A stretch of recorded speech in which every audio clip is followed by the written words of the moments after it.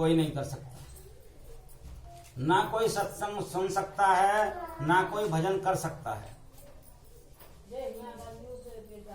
सब चीज सब योनियों में मिल जाएगी। तात मिले, पुण्य मात मिले, सुत भ्रात मिले, युवती मिले सुखदाई, राज मिले, राज मिले और काज मिले, मन वांछित फल पाई। सब मिलेंगे। देव योनि मिले, असुर योनि मिले, लोक योनि मिले, लोक मिले, परलोक मिले,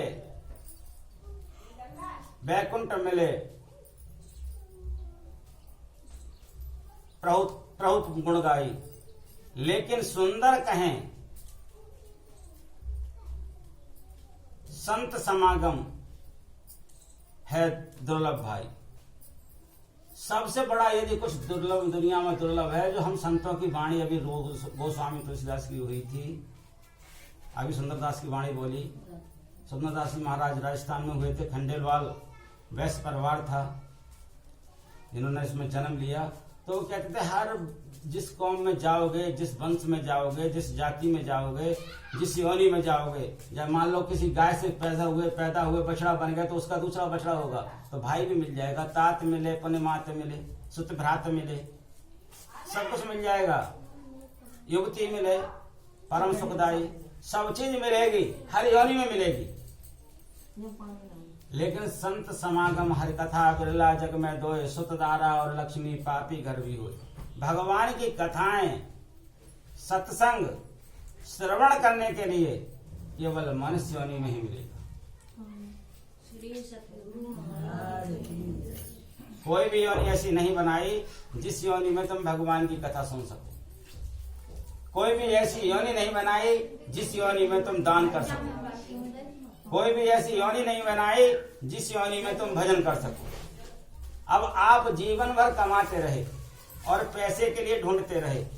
अब अंत में जब सो गए, पैसे का पता नहीं, स्वप्न में देखा स्वप्न का पता नहीं, अब वो पैसा पास नहीं जाएगा, स्वप्न साथ नहीं जाएगा, तो वो तुम्हारा धन जो कमाया, जिसको सुख पाना चाहते हो, वो कब तुम्हारा हो जाएगा, ये बताओ।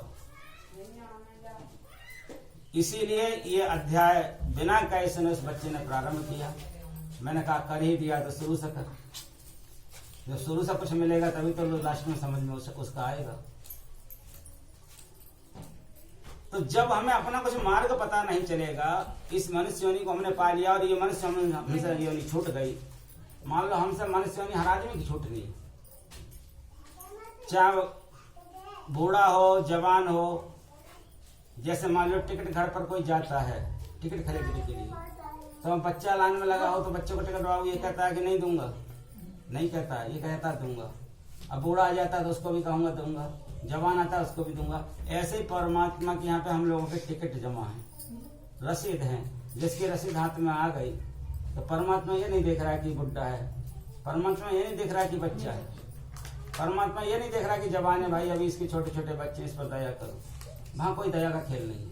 वहां जिसका टिकट कट गया उसको जाना ही पड़ेगा। जिसने टिकट ले लिया उसे ट्रेन में बैठना ही पड़ेगा।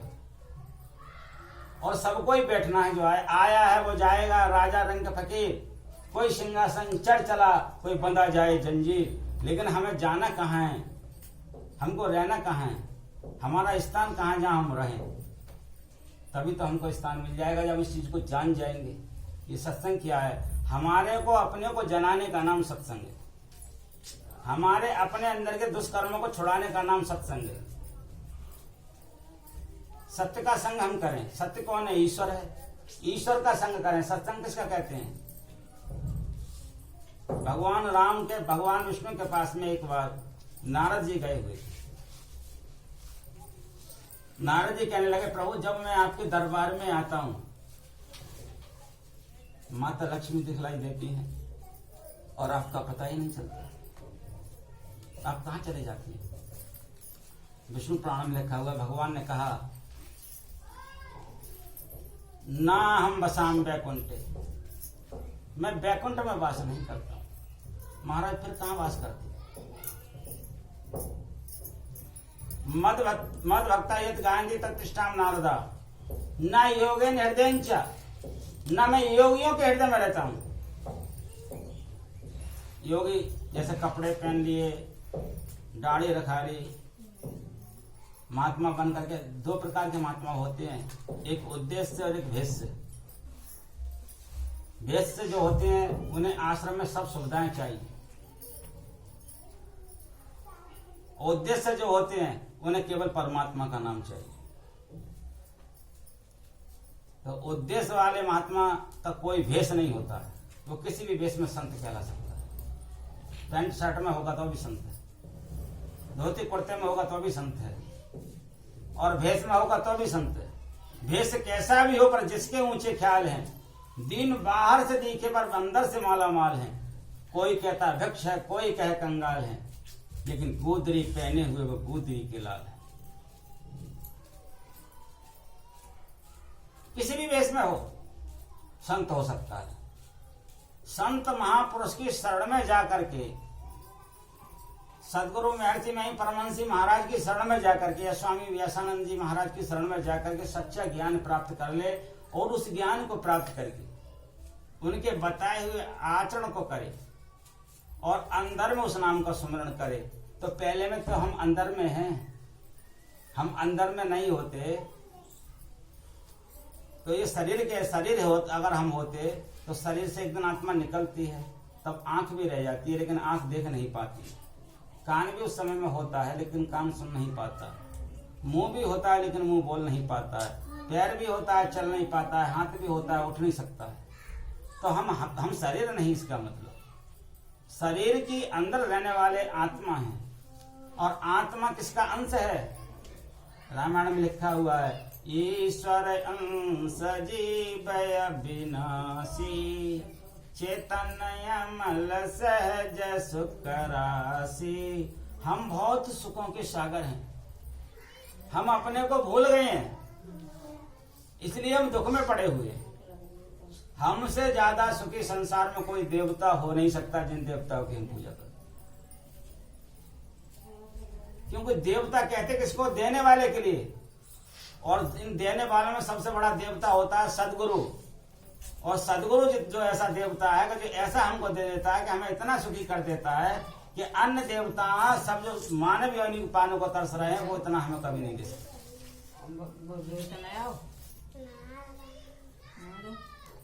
कम बोलो, आवाज इसमें आपकी जा रही है।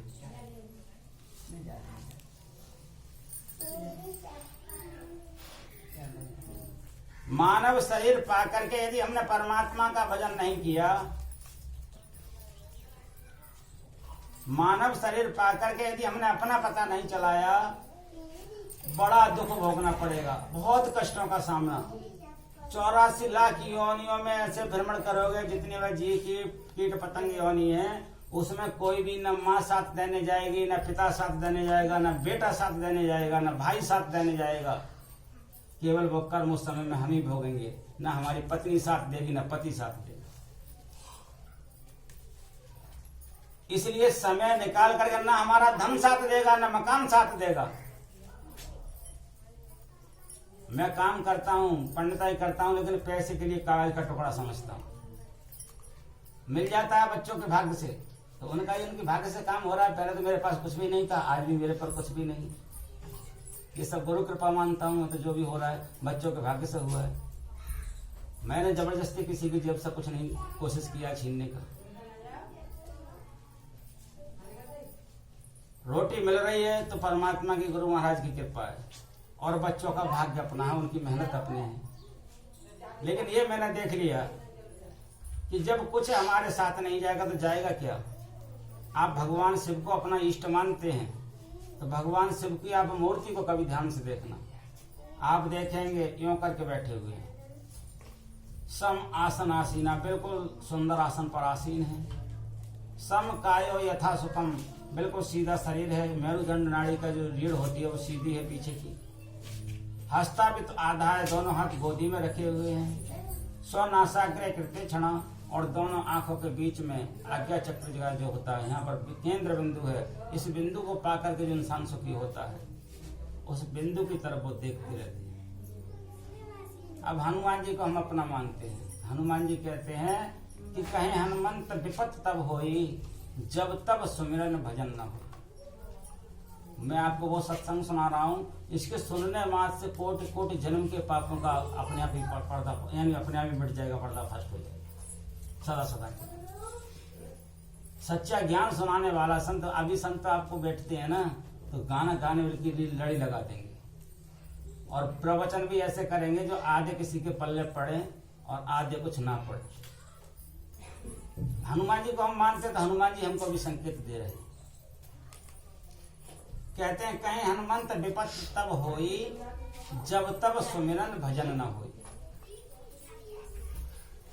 क्योंकि संसार का धन कमा करके आप ले आए, कितना ही धन कमा करके ले आओ, धन कमाने वाले का मन कभी प्रसन्न नहीं होगा कि मैंने इतना कमा लिया। उस धन को ला करके खुदा ना खास्ता तुमने पत्नी को दे दिया तो पत्नी का बटुआ भी कभी नहीं भरेगा, सुबह को फिर खाली हो जाएगा।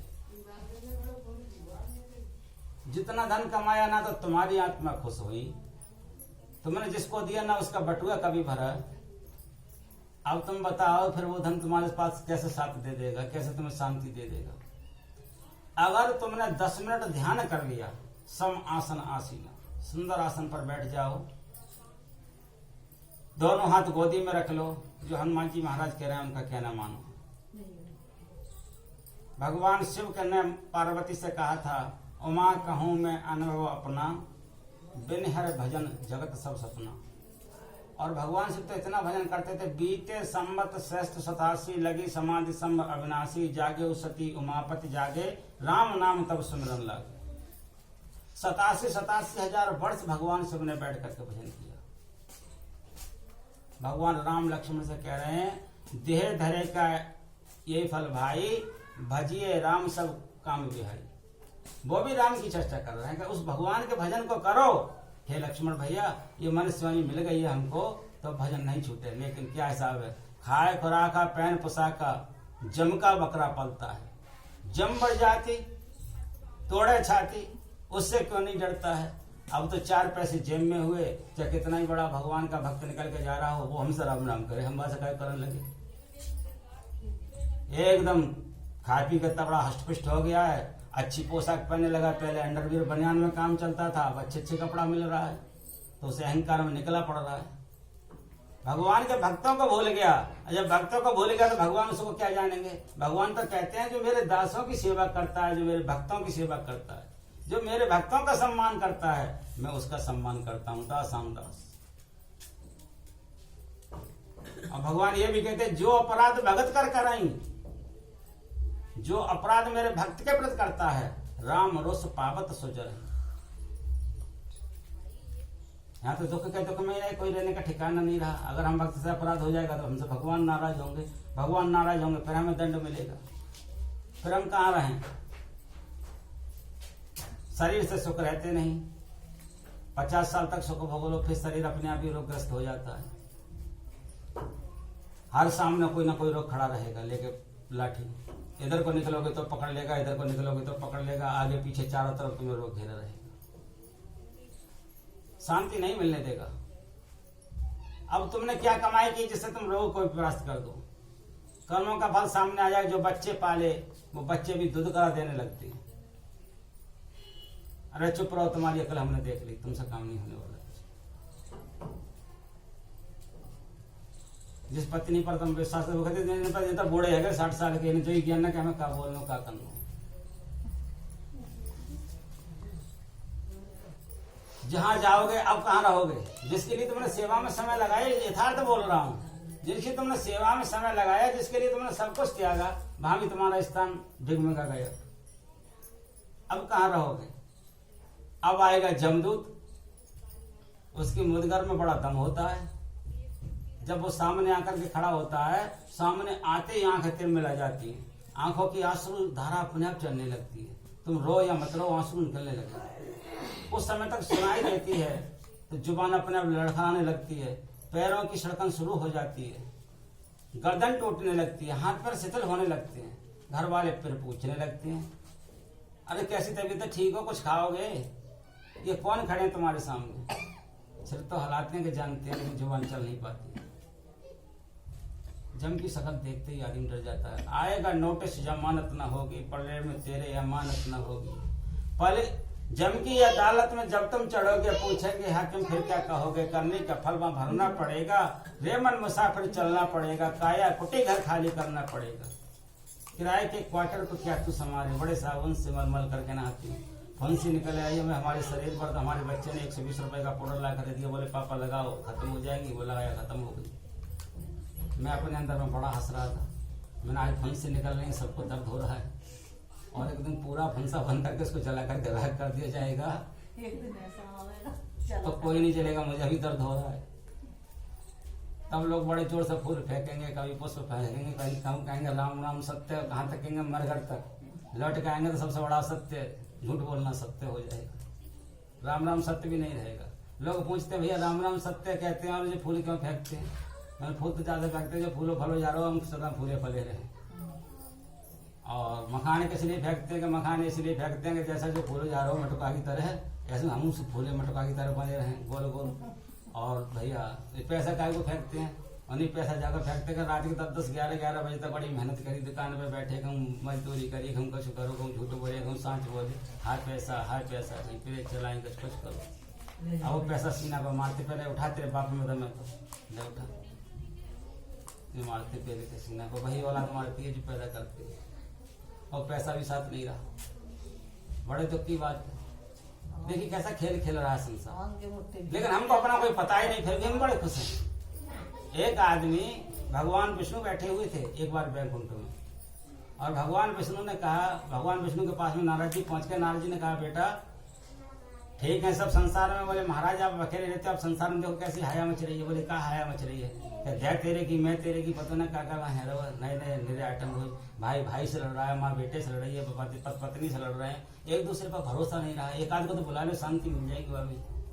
बोले मेरे कहने से कोई आने वाला ना, तू ही बुला ला, भगवान ने कहा। बोले मैं बुला ला हूँ, बोले बुला ला।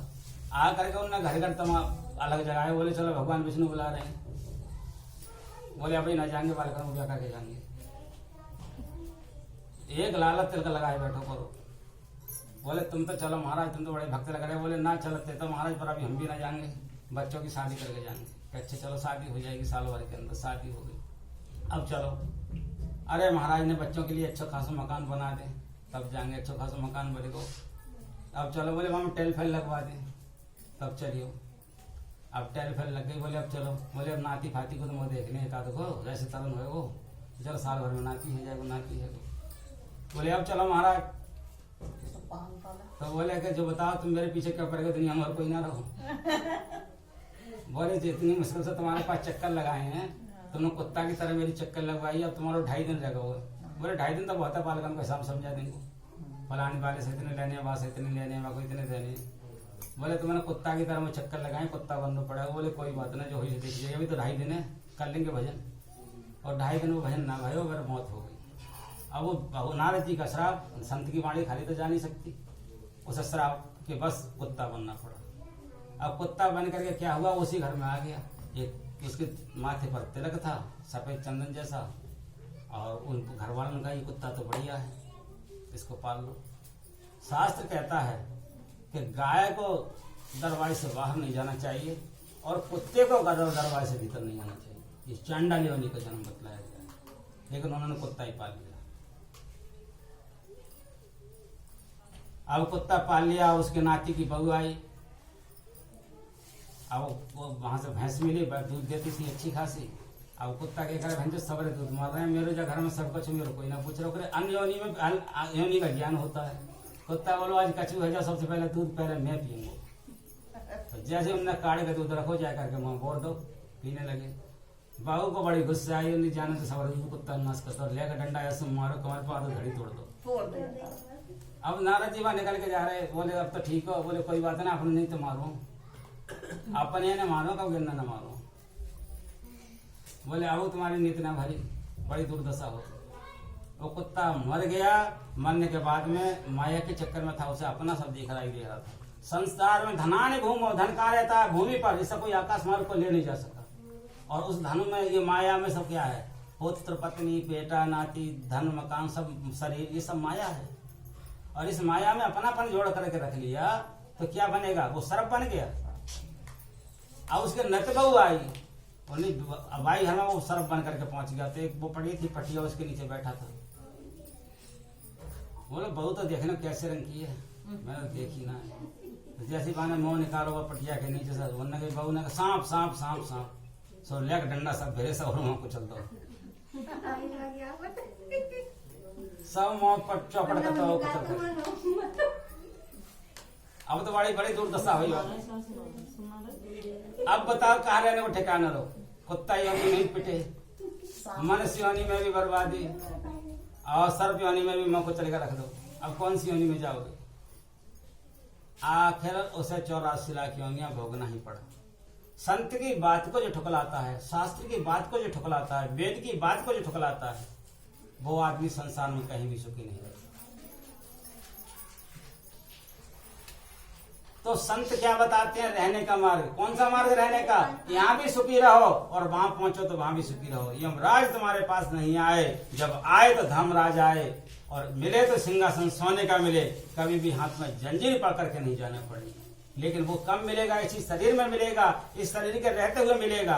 आप सोचो हम धन नहीं कमाएंगे तो धन नहीं होगा, ऐसा नहीं हो सकता। आपके धन, आपके नसीब में अगर 50 साल की जिंदगी लिखी है, तो 50 साल की जिंदगी का भगवान ने पहले ही सब ब्यौरा बना करके तैयार कर दिया है। हर कर्म का उन्होंने बना करके तैयार कर दिया। आप जाने अनजाने में भी कर्म करना पड़ेगा, आपको पता भी नहीं चलेगा और कर्म हो जाएगा।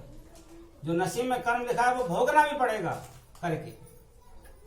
जितनी सांस परमात्मा ने लिखी उतनी लेनी भी पड़ेगी राजी को राजी से, चाहे दर्द होकर के आह करके लो, चाहे हंस करके लो। परमात्मा हर एक कर्म करा लेगा, लेकिन एक कर्म परमात्मा ने तुम्हारे ऊपर छोड़ रखा है।